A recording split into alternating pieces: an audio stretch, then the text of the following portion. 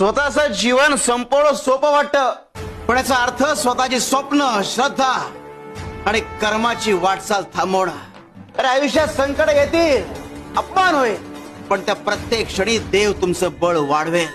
अरे शरीर, मन, आत्मा ही सगळी परमेश्वराची देणगी आहे आणि आत्मघात म्हणजे परमेश्वराच्या कृपेचा अवमान. जिथे संकट सहन करण्याची ताकद आहे तिथे विजय देखील आहे. अरे तुम्हाला वाटेल की तुम्ही हरलात, पण त्या क्षणी देव तुमच्यासाठी एक नवीन दिशा ठरवतो.